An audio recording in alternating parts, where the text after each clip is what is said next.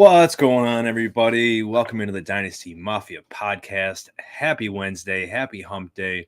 One more day until football. It's been a few days without it, and I can't tell you how much I am itching for more. Week one's here, came and gone. Week two, here we go, baby. I don't know if it can top week one because, man, that was just an amazing week.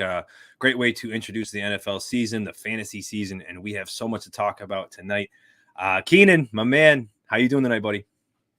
Doing good, man. Doing great. Week two is going to start off with a bang tomorrow with KC and the Chargers. So we should probably have a really good game there, and hopefully keeping the momentum rolling here as we roll into week two. Yeah, man, they've done really good so far with the primetime games. So I can't go except for that. Sunday night.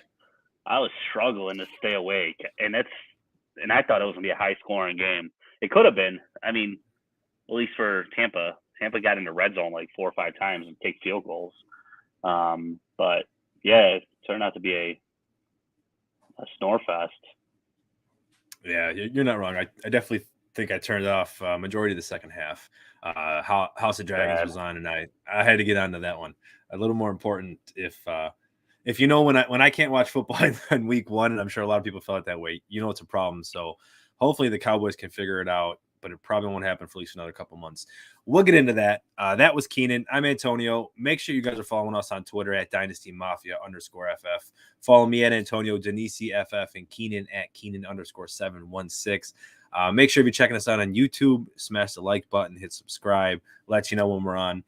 Most of the times it's going to be Wednesday the whole season. So right about this time each Wednesday, you can look forward to us being here for you live on YouTube and on Twitter if you happen to get on there too.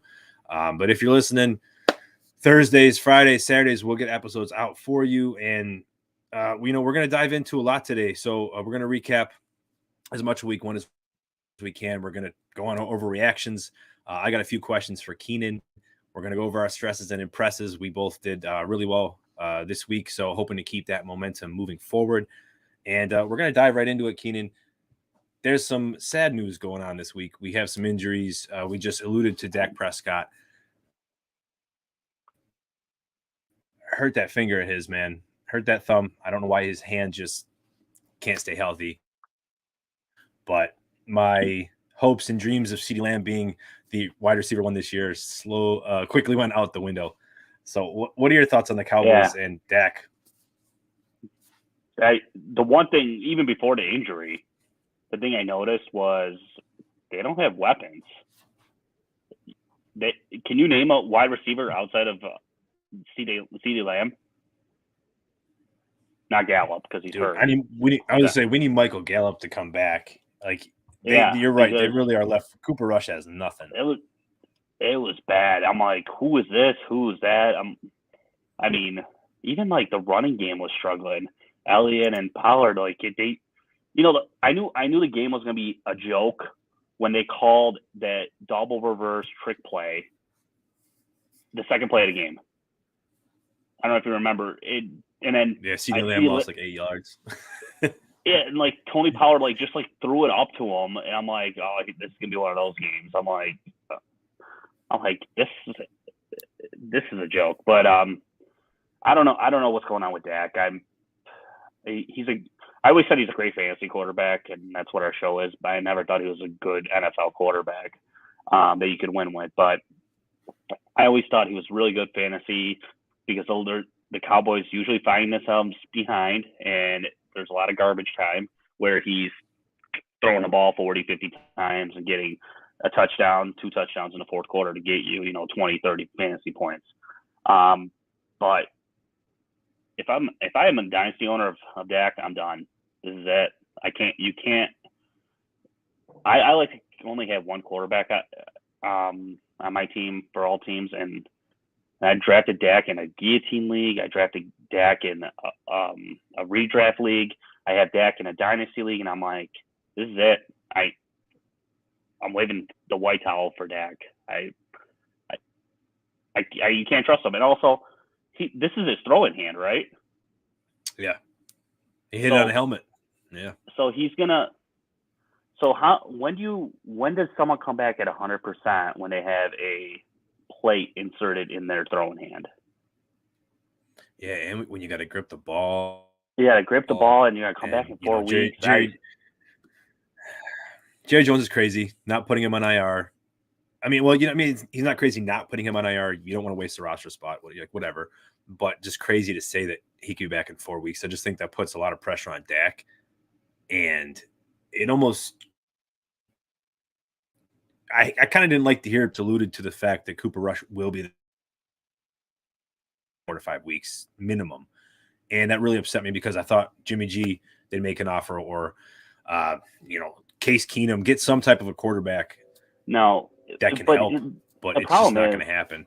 They should have got a good backup months ago, for Dak, so they can learn the playbook. Just because you're trading for the first time, just because you're trading for, Jimmy G or whoever, doesn't mean they're going to be good, because you got to learn the playbook. How long does that take? You got to develop chemistry with players. How long is that going to take? All right, move on from that. Yeah, we'll move on. Dalton Schultz, he might be something good. We'll see how that goes. But it's been really depressing. Speaking of depressing, Eli Mitchell didn't do well. Hurt his MCL. He's going to be out for 8 weeks minimum. And Jeff Wilson is the darling of waiver. I think overpayment on him. I mean, everyone's overpaying. I'd rather take the rookie in waivers. What the heck's his name? I just put his name down here. Dave Price, right? Is that his name? Davis Price. I'm sorry. I'd rather stream him and get him. Yeah, I'd rather take him. I feel like they drafted him for a reason, and honestly, it doesn't matter who the running back is in that backfield. It seems like whoever it is, they just become a fantasy darling. Yeah, and San Francisco, we talk about it all the time. Shanahan's always super efficient with his skill players. So I've invested into some Jeff Wilson shares myself, just due to the opportunity. I couldn't spend a fab on him. People were going. I saw 55 out of 100 today. I'm like, whoa, no shot in hell, man. No shot in hell.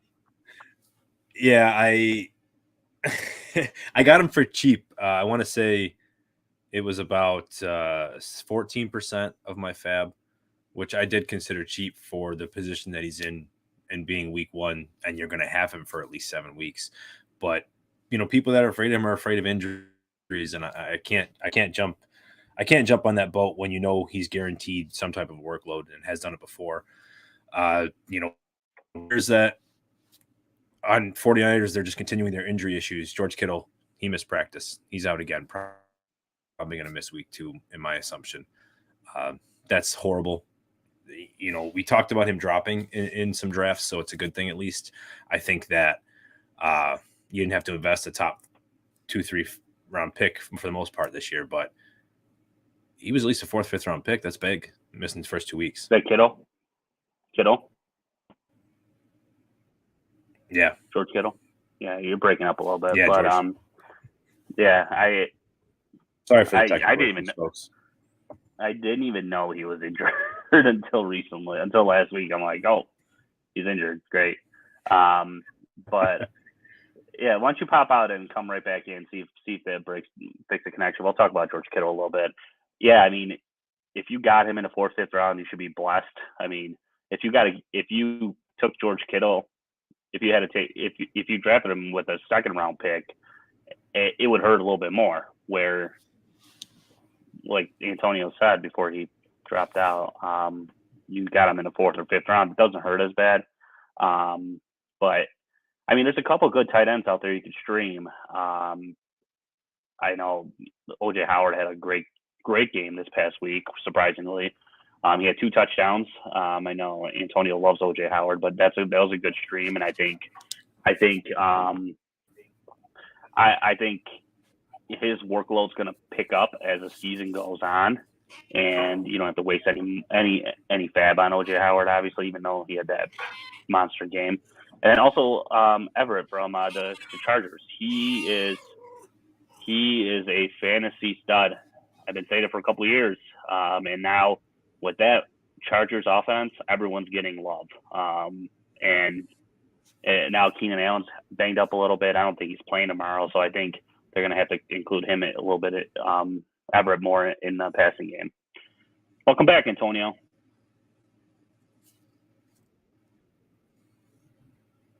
Can you hear me, Antonio? Yeah, I think I can hear you. Yeah, I think I agree with you as far as a lot of the injuries coming through. Sorry, I caught a little end of what you were talking there, but speaking of Keenan Allen being out, you also have Godwin injured his hamstring. That was scary. Coming off his ACL injury. I thought it was his ACL again when it happened. So did I. Yeah. Jameis Winston, he missed practice. Butker's going to be out. We have a lot of injuries. Sorry, T. Higgins. Higgins with a concussion. A couple good news, though. We got Kenneth Walker, who's playing against the 49ers this week, and J.K. Dobbins was a full go at practice as well. So I'm expecting both of those guys to go this week. That DeAndre Swift injury came out of nowhere, ankle injury. Keep an eye on that. But it seems like DeAndre Swift always has a great week one and week two, and then something like this happens where he has to deal with the season. And then Harrison Buckler, who kicked that field goal with a broken ankle. Was it an ankle that he injured? And he still kicked a 50-yard field goal or something. I was impressed. And he shortened up his approach, I guess, by like a step or two. And I'm like, oh, he still booted that 50-some yards. It was dedication. Yeah. He's so good. He's so good. The special team coach was pumped up. As he should be. He did his job right. Yeah. All right, let's talk about some winners and losers. We'll catch up with some of the injured players. Again, sorry for any technical difficulties. I'm not sure what we're running into this evening. T. Higgins as well, diagnosed with a concussion. Hopefully he can get better.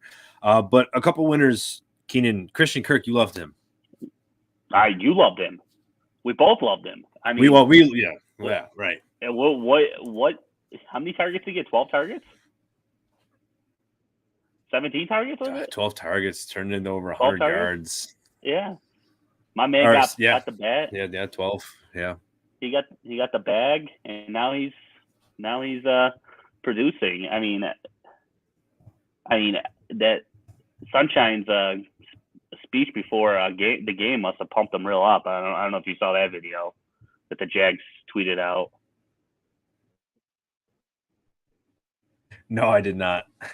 I did not see that part, but he goes, guys, let's play with some swagger. Let's have a little bit of fun out there. Let's do this. It was so like mellow. I'm like, man, I'm so glad Josh Allen's our quarterback, because when he gives that pregame speech at the Bills tweet out before every game, I'm ready to go run through a wall.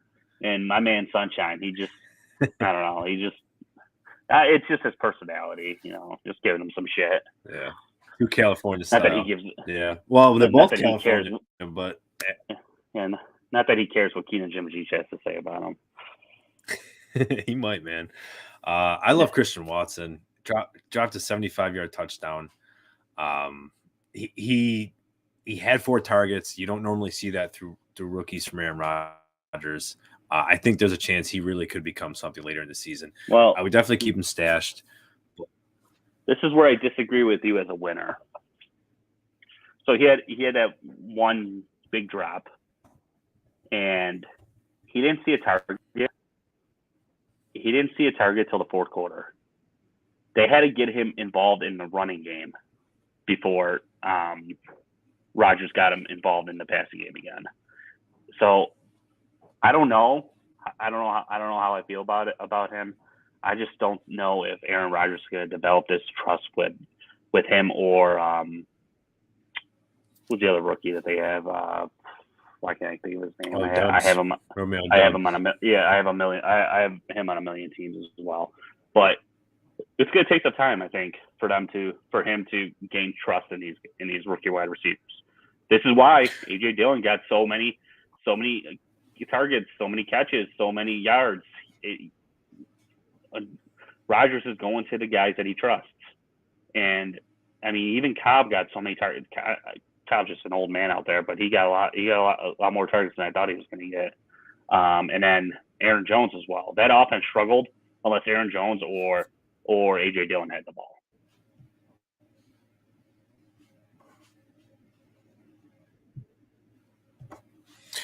Yeah, but those 4 targets were in the fourth quarter, like you said, but that was when they really needed to score, so they tried to switch it up.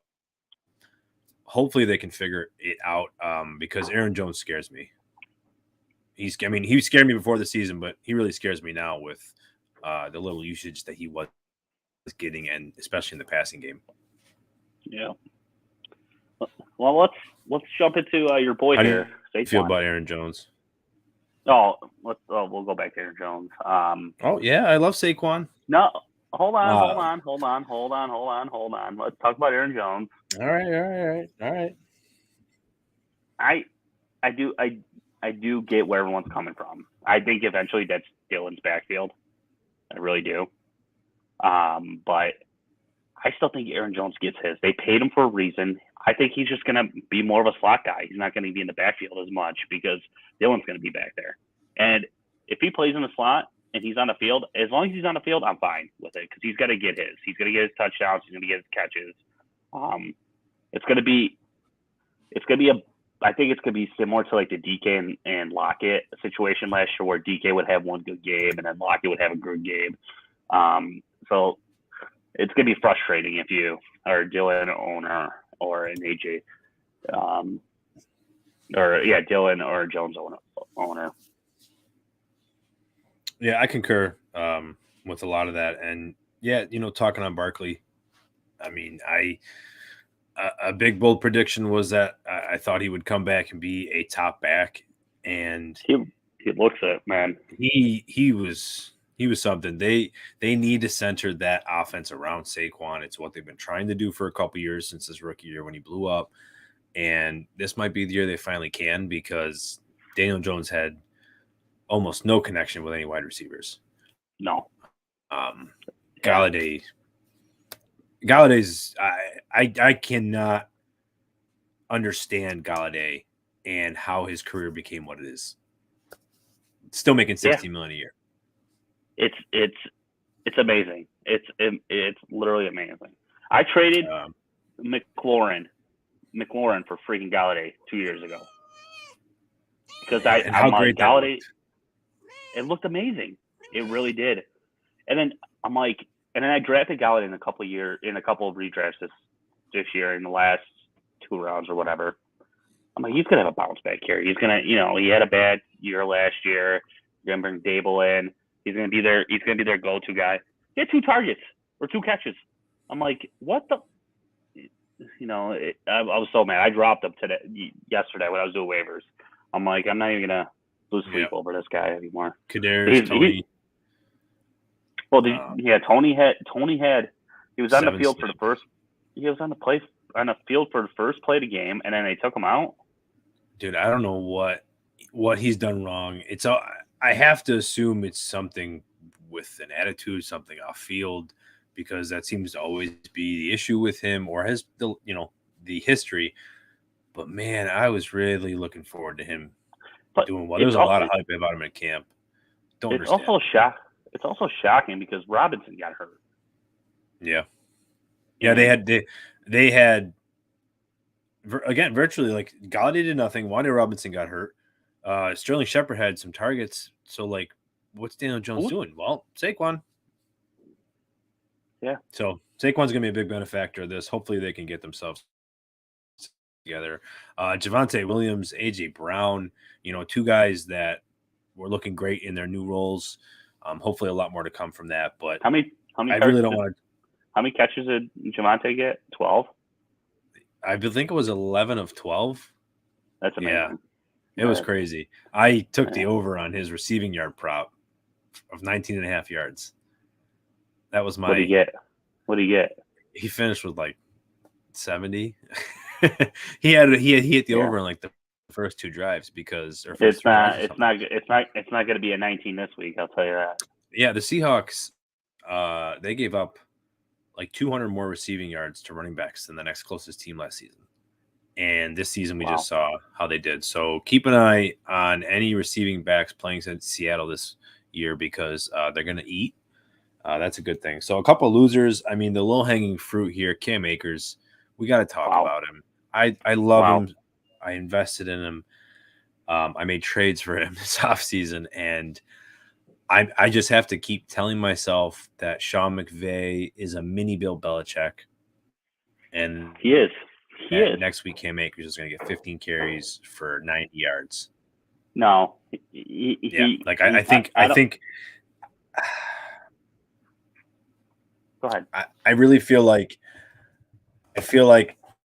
In maybe we play in a good amount of leagues, right? There is going to be a redraft league that I'm going to find myself trying to buy low on him.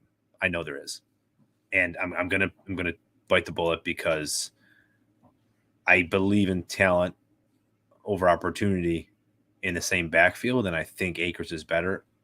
But damn, that dude needs to learn how to pass block. Is the pass block is the biggest concern? But that's why he's out there. That's why he's out there. You can't have an injured quarterback. I don't mean interrupt you. Sorry, injury concern, and you're not pass blocking.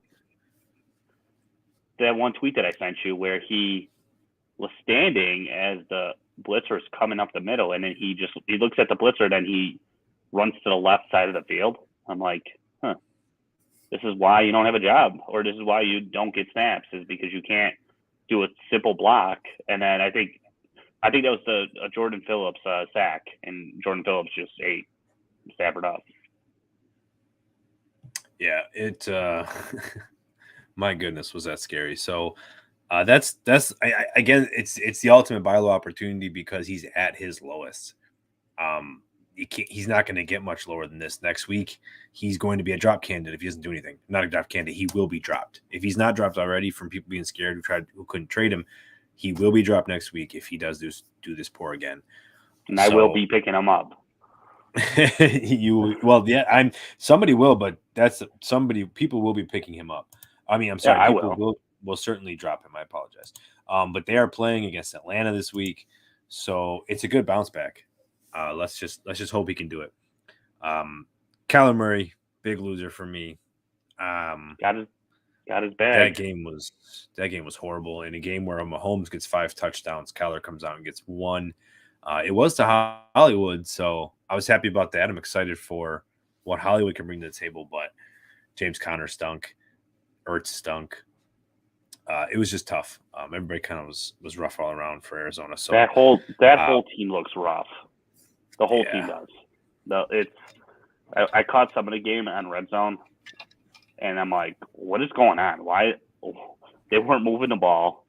Kyler Murray was overthrowing players. It was god awful, and I don't think their coach makes it to week 8 if this continues.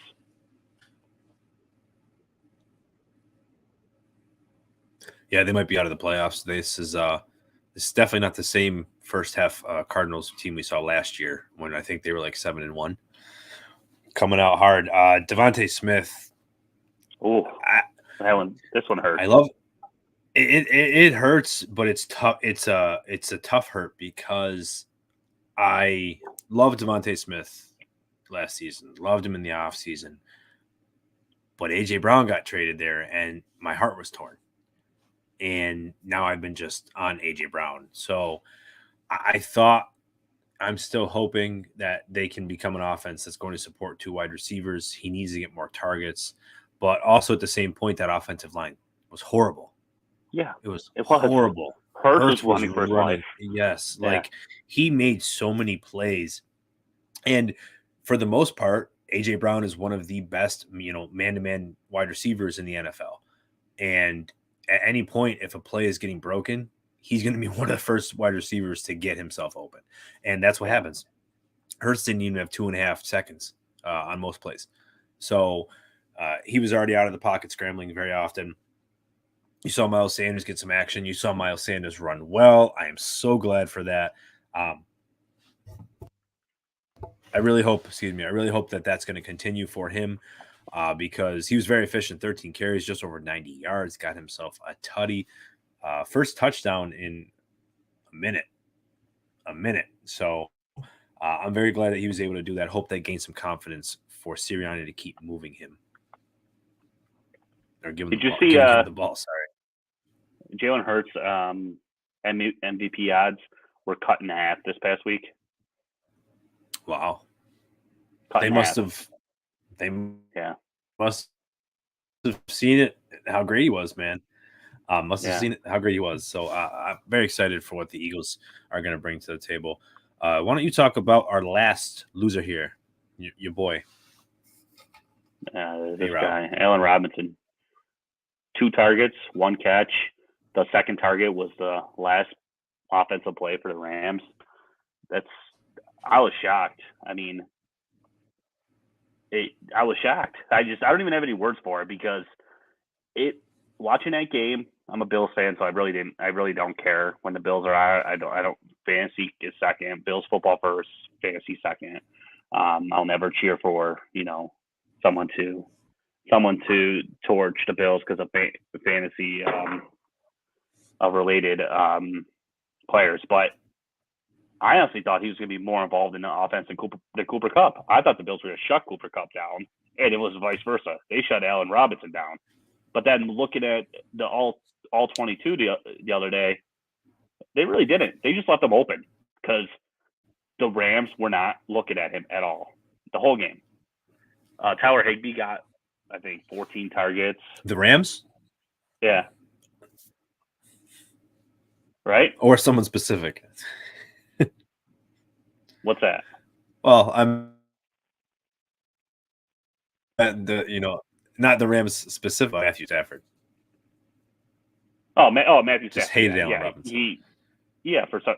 But then on the bright side, I keep telling myself Robert Woods had a few bad weeks to start the season last week, and then he finally blew up before his injury. So I think they'll get him involved, especially they're playing Atlanta this week. I think Akers and Robinson are good bounce back candidates this week. And for daily fantasy, I think that you should consider them throwing them in a lineup just because they'll be cheap because of what they did last week. Yeah, that's not a bad call. And then it's not a bad call at all. And all right, so let's week boys. Amari Cooper, we didn't touch on him, did we? That's true. So no, you're right. Besides Kareem Hunt and Chubb, that whole offense is pretty bad. It's I don't know. I don't know. I don't even know what to think. Poor Amari Cooper just can't catch a break, and when it comes to having quarterbacks throw him the ball, they're just avoiding him, and just throw it up to him. Let him try to make a play once or twice a game. Look what happened in a Denver game when Russell Wilson threw it to Judy. He went up, caught the ball, ran it for 30, 40 yards for a touchdown. Just throw it up and let the wide receiver try to make a play. But yeah, it's not a frustrating player this past week. All right, let's jump into your questions. What questions you got for me? Yeah, man. So let's get into some overreactions. That's what week 1 tends to bring is overreaction Monday. We're not on Monday, but we're on hump day. So we're gonna go over with some. So Alvin Kamara may be an afterthought in the New Orleans offense. Is that an overreaction? Yeah, it is. It is. It definitely is. I mean, are you sure? I'm 100% sure. I better be 100% sure because I have a lot of Alvin Kamara stock. They'll get him rolling. They will. Yeah, only 12 touches. It was really worrisome. And you saw Jameis Winston balling out. but they were behind. That's the thing. They were down by multiple scores. Well, right, but my worry, I guess, is that wouldn't he be getting the ball more in the passing game? Not like when, only 4 targets, 7 not yards when receiving. not when they're throwing it 40 yards on the field. I guess that's my wonder. Like, Jameis loves to throw that ball down the field, and I hope that this isn't what it means to. I mean, he's still on pace for over 50 catches, which most running backs, that's great, but Kamara gets 80 plus, and since Drew Brees, it's been. We'll call it. That's fair. How about this one then? Tony Pollard will overtake Zeke later this season, sometime. No. Jerry I don't know a Jones specific date, but he will overtake him. Jerry Jones loves Zeke. It's not going to happen unless Jerry Jones has a stroke tomorrow. All right. Well, we hope he does not. But he only had 2 more snaps than Tony Pollard. Snaps. Yeah. Yeah, but who touched the ball more? Not touches. Who touched the ball more? Yes, Zeke did, but you're right. Right. I do think it's an overreaction a little bit, but I was a little worried that Dallas couldn't do anything. I mean, neither team really could do anything. It was we talked about that earlier, but Pollard's longest run was 9 yards and his 6 touches. And, you had Zeke's whose longest yard was 7 on his 12 touches. And there's no explosiveness. That's always been a problem with Zeke. No, he kind of looked faster. That's my only concern. He looked faster this past week. I mean, he was efficient, but without Dak now, I meant to go look at the game logs without Dak last year. I don't remember it being too pretty, but man, I was a little bit concerned for Zeke. I didn't really get any shares of him, and I'm glad, but he's definitely going to be a concern, and hopefully Pollard will figure that part out. All right, so Rex Burkhead is Houston's starter. He had 70% of the snaps compared to the highly touted Dameon Pierce people had spent 4th or 5th round picks on. That was a joke. Huge joke. That was such a letdown.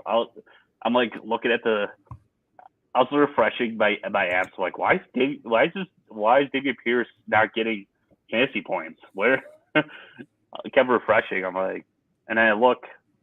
Burkhead at 70% of snaps. I'm like, what the heck? All this hype for nothing. But no, I think it was more game script. I think you mentioned it in our chat. I think it's more game script. It's just how, I don't know, the cards went. I think truly.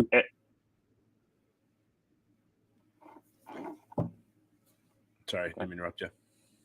I just think rookie players struggle in their first couple games, and people are forgetting that Dameon Pierce is still a rookie, even though he's probably the most talented running back on their team. So give it a week or two. Don't panic. Well, speaking of panic, that's exactly what I think Lovie Smith did. The head coach for the Texans, I think the Texans did a lot better than everybody obviously thought they would. They were one of the biggest underdogs this week, and they wound up hanging a 17-point lead against their division opponent, who's projected to win the division pretty clearly. So I wonder if he panicked and he went with the veteran, kind of like you said, can't trust rookies, and just kept handing it off to Rex. And, in that time frame when you are leading the game, that's when you should have given it to Pierce and your rookie and see what he can do, because he was looking good. But Lovie Smith said after the game, he admitted he didn't mean to not give the ball to Pierce, and he wanted to give them the ball a lot more. So he said that was the game plan pregame. It kind of changed during the game, but our focus next week is going to be getting the ball more. I felt good about that. So, and that's why you don't spend money on Rex Burkhead and Fab.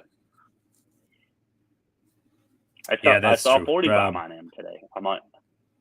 Oh my goodness, what was that? 20% of Fab would have been $200 budget. 40%. Oh, it was $100 budget. Yeah, some people. You crazy. What are you doing?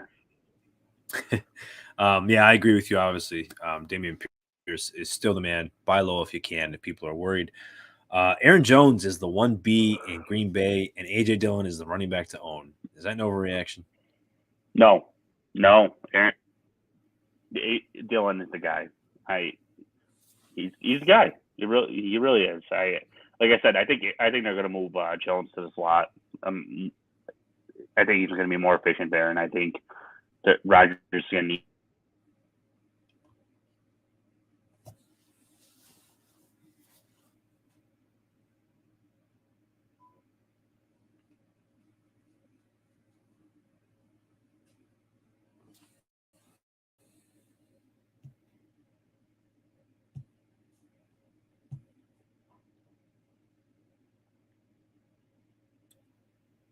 Yeah, so it seems like we are having some more technical difficulties. But I would agree with you, Keenan, that Aaron Jones is. I agree with you wholeheartedly that as far as reactions, that's not an overreaction at all. So I think that AJ Dillon is going to be the player that we're going to want. I wanted him. He had 5 catches. AJ Dillon Aaron Jones only had 3 catches. It was just so worrisome. And AJ Dillon 15 touches. They relied on him the most. That offense looked a little bit rough, but I think Aaron Rodgers and Green Bay will figure it out. So I agree. Aaron Jones should be worried. I don't know if you could trade him right now. I think you have to give another week and hope maybe he gets a touchdown or 2, and then try to sell high. What is going on with this Keenan, with this app? Yeah, I think StreamYard is giving us a lot of issues. I've been hearing that unfortunately this whole week. That StreamYard's had some issues. So again, I really apologize for that with everybody. But the Arizona Cardinals, I don't apologize for them. They're going to be last in their division. Is that an overreaction? Yes, because the Seahawks have Geno Smith as their quarterback. 0 points in the second half. Geno, who's leading the league. 30 yards in the second half. 30 yards in the second half. No, it's overreaction. They'll be last. The only reason they won this past game is because Russell Wilson was on the other side of the game, and Nathaniel Hackett's an idiot.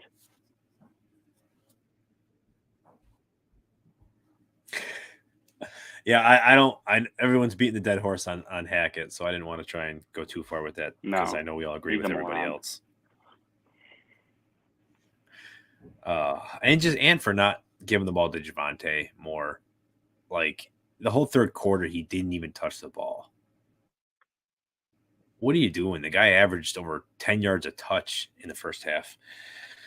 But more to come with Javonte. He's going to be fantastic. They gave it to Melvin Gordon at the goal line on the first fumble 3 times.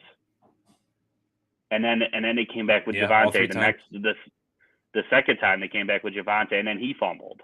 But like that right there, that tells me like, what the hell? Javonte should have got both opportunities. They were both flukes. Yeah, they were both flukes. Javonte should have, but Melvin was stretching, bad stretch. Javonte got hit by his center because he got bull rushed. Yeah. But I think they said it was the first time since 1987 that there was 2 fumbles lost at the 1 by the same team in the same games. So like before we were even born. Oh man, I guess, and because Javonte lost 2 points, that fumble cost me the win. I lost the game by 2 points. That fumble. I didn't even think about that until right now, actually. Yeah, they're lucky that fumble against in our main league. They're lucky that fumble didn't go back for a touchdown.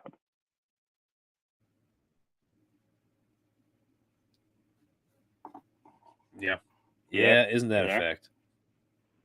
Yeah, I'm here still. Sorry, buddy. All right. Let's wrap this show up because we're having some issues here, Antonio. Yeah, I agree. Why don't we get right into our impresses and stresses? Sure. And then that's going to probably, we'll have to wrap this up a little bit early this week. We've gotten as much as we can get in right now with hopefully having everybody be able to hear us. Again, we had a great week last week, Keenan. So hopefully we can keep that momentum going. I'll start. My first impress. Fun. It's going to be Michael Pittman Jr. We saw an emergence last week, and it was a big emergence that people were expecting, but he did fantastic. And I think it's going to carry over into this week. He had over 100 yards. He was fifth in wide receivers, had 13 targets, got himself that touchdown. So we talked about Matt Ryan hyper targeting his wide receiver one all the time. That's going to happen. You got Pittman on pace for over 200 targets. It's not going to happen, but it's nice to see. So he gets to face Jacksonville, another inter-rival matchup, inter-division matchup like they just faced Houston. I think they're pissed, Keenan. I think the Colts are very unhappy that they just put that show up against the Texans, and they're going to take it out on Jacksonville. Pittman's going to be the one to burn them. I got a bone to pick with that team. They cut that poor kicker for no reason. Oh my gosh. Yeah, a lot of Indy fans apparently saying Rodrigo Blankenship isn't clutch and he stinks, but like you're down 20 I don't to 3. know. You were down 20 yeah, he was 3. 2 for 3. He missed the last one. I get it. Yeah. Like what was it? Matt Ryan had 50 attempts. Pittman had over 100 yards. Jonathan Taylor had like 170 total yards, but like let's blame the kicker. Yeah, exactly. Yeah. I don't know. I'm a big I was a Frank Reich fan. I wanted the Bills to hire him as a coach a few years back. I'm starting to think he's not a good coach. You know, I definitely want to see more. It's the first week. We talked about Matt Ryan's leap year. I'm hoping this isn't the one because he's had so many first-year coordinators. But I do think they're going to get it figured out. I'm telling you, this week's going to be a great bounce back in Jacksonville. Dude, Jacksonville just made Carson Wentz look like a Pro Bowler. The guy had one of his best career games with 4 touchdowns on only 13 completions, Keenan. On 13 only? Get out of here. Really? To wide receivers, sorry. So, like, 2 wide receivers. He only had 13 completions and had 4 touchdowns. So, I think that they're going to feast. Yeah, I think that Matt Ryan and Michael Pittman are going to feast this week. There's a chance he might start out with another 100-yard game and over 2 touchdowns. So, I look forward to Michael Pittman Jr. this week. All right. Well, my first surprise is AJ Dillon. I'm all. You can do. I'm all. Yeah. So AJ Dillon is my first impress. Speaking of being pissed off, I think the Green Bay Packers are going to be pissed off, and who to take and who's in their way. Not only Justin Fields, but the entire Bears team. And excuse me. Rodgers loves to destroy the Bears, and he did that whole thing. I own the city or whatever. But back to A.J. Dillon, he led the Packers in carries, targets, rushing yards, receiving yards, fantasy points. He also had 34% of the touch share. So I'm gonna keep riding the A.J. Dillon bandwagon until something else changes. And also, before he got hurt, Elijah Mitchell, he had a 16.8 yards per carry before he got injured this past week against the Bears. And I think that's the only reason the Bears won was because of his injury. And if he would have stayed in that game, the whole game, they probably end up winning that game. But I'll do my second stress, and then we'll jump back to you, Antonio. My second impression, Antonio Gibson. Wow, what a showing he had this past week. He was a starter this past week with 20 fantasy points. About a week ago, before that unfortunate situation that happened with Robinson, Antonio Gibson was an afterthought, and everyone was dropping him. Everyone was mad that he didn't win the job because of their stocks and Antonio Gibson. But wow, he torched the Jags. He had a great week, and he plays the Lions this week. And guess what? Their defense has also allowed the 8th most points to backs in the last 8 games, going back to last year. So get on that Antonio Gibson bandwagon until Robinson's healthy again. Man, I hope you're right, but I'm gonna say respectively. Yeah, I'm not gonna. Yeah, I'm not gonna get there. All right, somebody that I didn't think I would be considering as my impress this week, and it's Deontay Johnson. I was leery of him for the exact reasons of what he did last week. 12 targets, 7 catches, 55 yards. Nothing too crazy, right? But what I loved was that 12 targets on 38 attempts from Trubisky. So just over 31% a target share. I'm excited for that.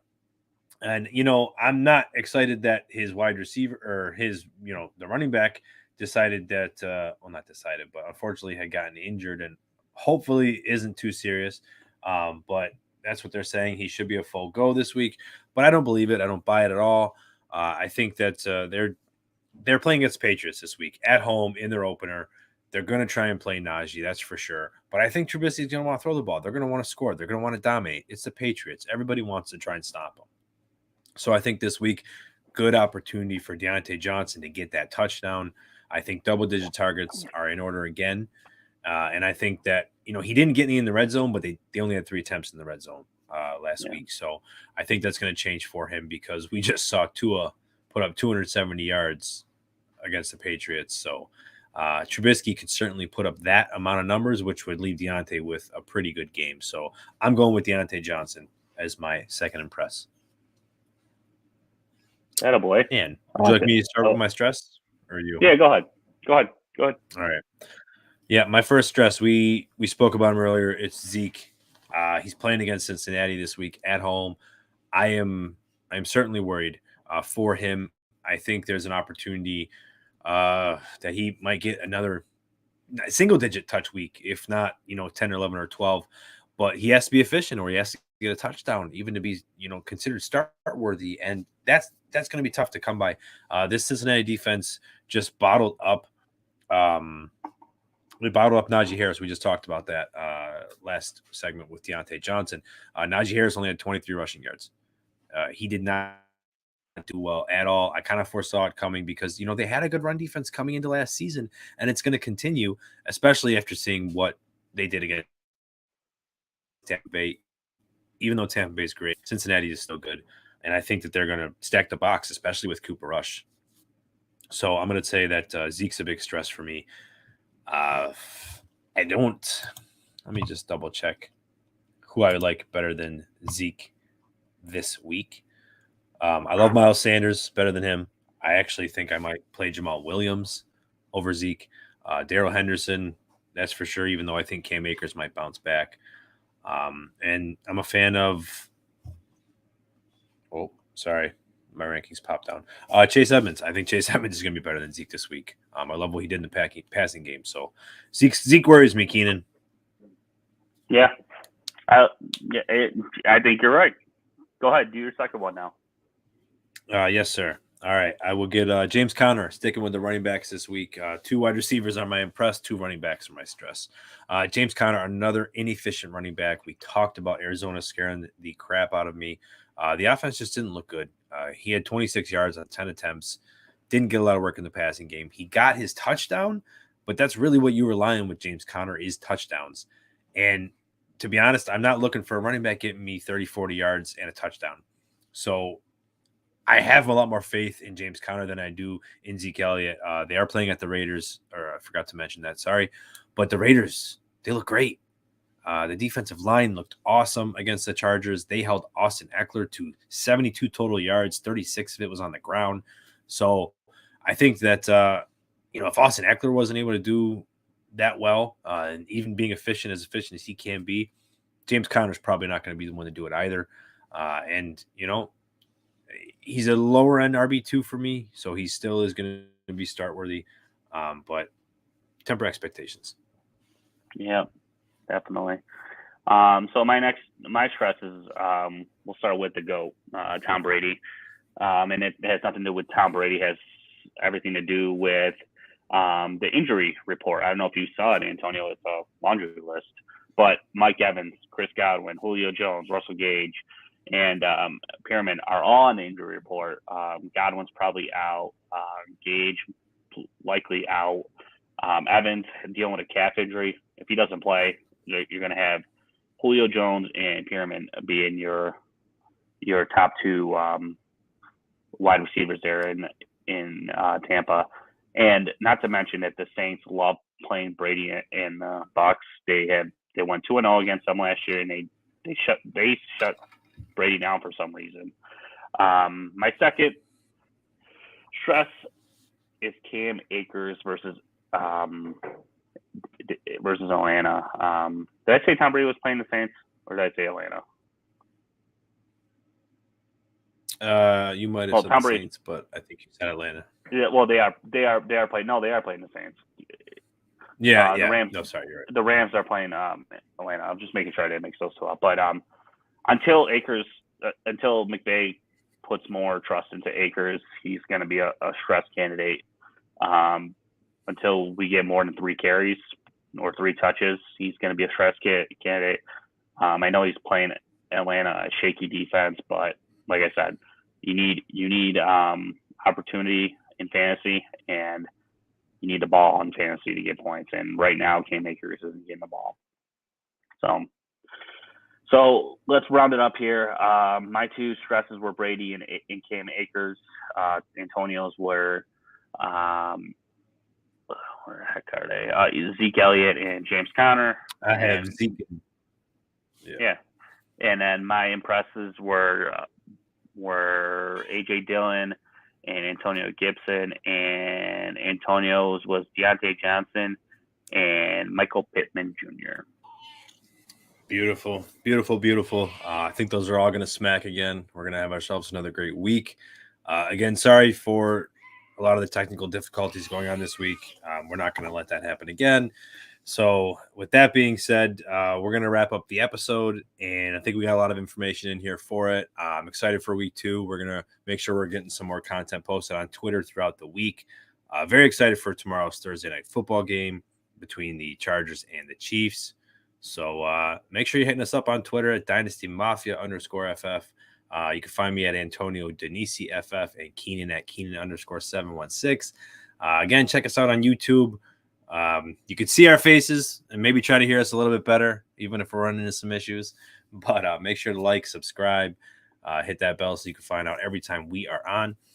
And that's what we got right now. Keenan, is there anything you got to close us out?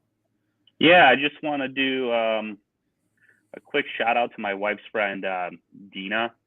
She joined her first fantasy football league with a bunch of her girlfriends, and I'm a co-manager with her. And big shout out to, I'm a co-manager of 50 First Downs with Dina, and I joined the league Buff Chicks. And questions were pouring in from one of her friends today. She was wondering why I dropped the kicker who got 19 points. She was also wondering why I dropped Cole Kmet. She said, if George Kittle gets hurt, what are you going to do, Keenan? I was like, well, I'll just pick up someone else. She also was wondering, she also had no idea about the IR. She's like, how did he do that? I'm like, if a player's out, you just hit the player and the IR spot will open. But it's great to see that there's people that are, starting to always thirsty. join the community and have some fun. I mean, it's awesome that this is an all girls league, all women's league. It's awesome to see that, they're interested as well. So, yeah. But me and Dina have some work to do. She finished in last place this past week with 84 points only. So, but last thing, and I'll leave it here. You mean we? What? Oh no, I didn't take over. I didn't take over till yesterday. Oh, I understand. I did the waivers, and then you know who was a free agent? Miles Sanders. That's who I dropped. I dropped Cole Kmet for Miles Sanders. That's disrespectful. Those women. Yeah. But that is very cool. That's very cool. Where's your wife? Where's your team? Right. Aaron ain't gonna do this. Let's simmer down there. Maybe when the kids are out of the house, she'll get into it as a new hobby 18 years from now. There you go. But no, I just want to give a quick shout out to Dina and her friends. It's really cool that they're doing something like this. And they actually did a live draft. It did a live draft. I want to hear more of this. It's amazing. Maybe we'll try to get Dina on here someday. Yeah, that's a good idea. Yeah, Dina and the Buff Chicks. All right, man. Yeah. All right, yeah. Awesome, Dina. Awesome, ladies. Thanks, Keenan, for bringing that up. All right, man. Well, hopefully you guys enjoyed the episode. Besides the minor difficulties, probably major difficulties aside. But with all that being said, guys, good luck this week, guys and gals, and Mafia out.